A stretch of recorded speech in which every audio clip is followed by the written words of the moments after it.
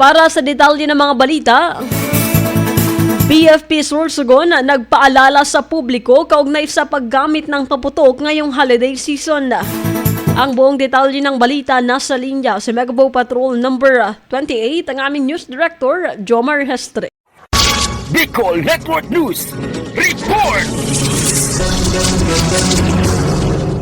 Nagbigay paalala ang Bureau of Fire Protection Sorsogon sa publiko, lalong-lalo na sa mga nagtitinda at gumagamit ng paputok ngayong darating na Kapaskuhan at Bagong Taon.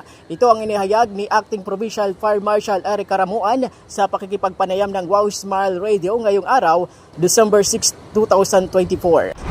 Ayon kay Fire Chief Inspector Caramuan, nakataas na sa heightened alert ang lahat ng kanilang personnel bago pa pumasok ang Disyembre. Actually, nagsimula na tayo pagpasok pa lang ng December 1 until siguro matapos itong Christmas and New Year. So, lahat ng personnel natin ay naka-heightened alert sa ngayon.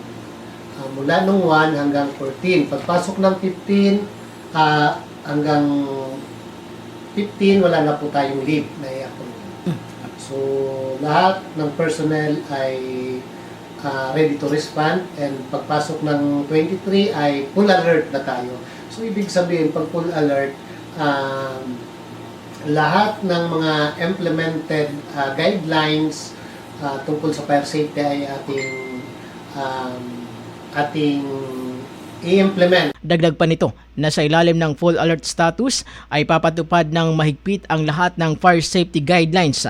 Aktibo rin ang kanilang uplan na bandilyo o uplan na paalala kung saan nag-iikot ang kanilang mga tauhan upang magbigay ng babala at impormasyon tungkol sa ligtas na paggamit ng paputok. Mayroon ding radio program ang VP upang maabot ang mas maraming residente hindi lamang sa Sorsogon kundi pati na sa karatig na lugar.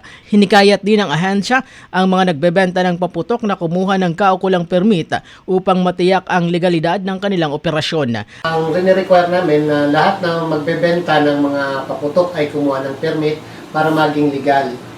Magkakandak din tayo ng inspection kasama ang kapulisan, ibang agency, BPLO, sa bawat municipalities para matingnan yung mga legalidad ng kanilang mga dokumento. Dagdag pa nito na bawat munisipalidad ay may itinalagang lugar para sa pagbebenta ng paputok. Bukod dito, dapat lamang magsagawa ng pagpapaputok umano sa mga itinalagang bakanteng lote tulad ng mga basketball court na aprobado ng barangay. Samantala, bilang bahagi ng uplan paalala, Iwas Paputok Program, nanawagan si Caramuan sa publiko na makiisa sa kampanya ng pamahalaan upang makamit ang layunin ng Zero Fire Incident ngayong holiday season.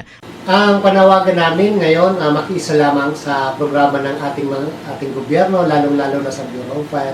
So ngayon po may activated na ang uplan paalala Iwas Paputok Program ng Bureau of Fire. Nationwide naman yan, pero dito sa Sorsogon, yun nga, tinatarget namin na magkaroon tayo ng zero fire incident. Para sa Bicol Network News, ito po si Megapo Patrol number 28, Jomar Hestre, tatak, tunay na serbisyo.